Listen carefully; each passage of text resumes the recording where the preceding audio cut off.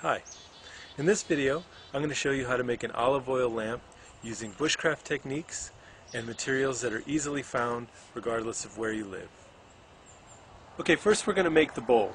So what we're going to do is use a very traditional technique called coal burning, which you're going to see in a little bit.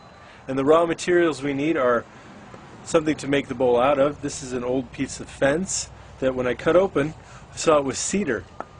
Still very solid, not rotted at all, and dead dry. This is going to be perfect.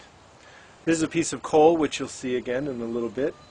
I need a spoon knife, which is going to gouge out my depression. And I just need some wood shavings of some kind, anything just to keep the fire going.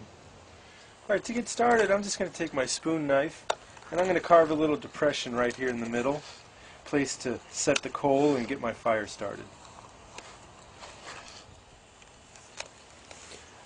Alright, so I'm going to take these little shavings and I'm going to put them in the depression. Put my piece of charcoal on top. That's going to kind of act like a grate so we can get some air underneath the charcoal. And I'm going to take these pieces of shavings, wood shavings, and set them on top. And I'm going to light it up.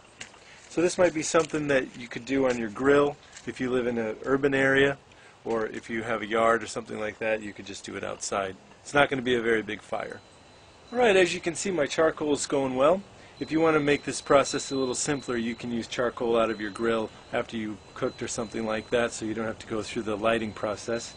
And now all I'm going to do is I'm going to blow air into the depression there to make sure that it's nice and hot, and so that with my spoon knife, all I have to do later is scrape out ashes.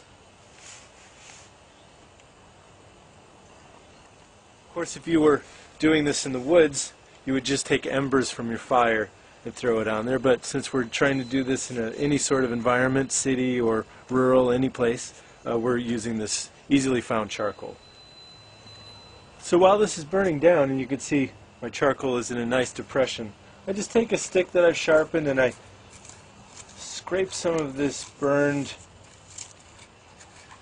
wood so I can see my progress and also expose the fresh wood underneath. Okay, I've removed the charcoal because my hole is now deep enough, and I'm just going to take my sharpened piece of wood, and I'm just going to carve out everything I can before I switch to my metal knife and let this cool down a bit. So what I'm doing now is I'm going to take this spoon knife and I'm shaping the inside of the bowl. Spoon knife is a great tool, and it's something that we may not use as often as we might like to. And so with this project we're really going to get comfortable because we're going to get a lot of use out of this knife. And I'm going to shape this bowl on the inside before I start to work on the outside. The next step is to take a saw and remove as much of the scrap wood around your bowl as you can. Because now what we're going to do is we're going to get comfortable with that most important bushcraft tool, which is our knife. And we're going to shape the rest of our bowl.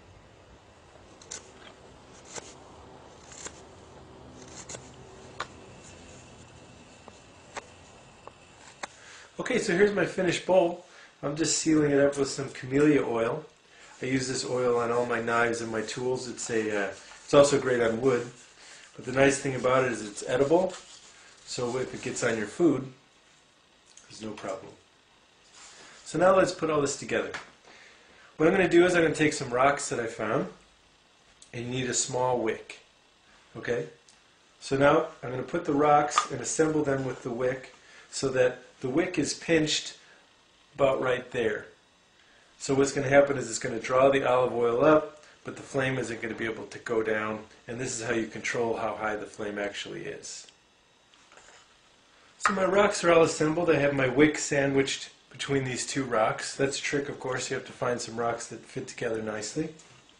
And so I'm just going to pour some olive oil into the bowl. Here's a close-up shot of the completed olive oil lamp. Here's our bowl, of course, with our olive oil in it. This wick is sandwiched between two heavy pieces of feldspar, so it's nice and secure. The wick is saturated with olive oil before you light it. That's important. Here's a piece of obsidian for color. And I'm going to light the wick for you so you can see what it looks like.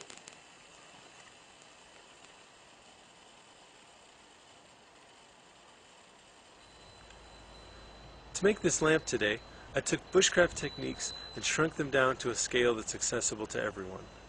The bowl was made using the coal burning technique, the same technique that's been used for thousands of years around the world. And for those of you that don't get to carve as much as you may like to, there's plenty of that in this as well. So for more information on the gear you saw today to make this lamp, please visit my website at www.bushcraftnorthwest.com. Thanks very much.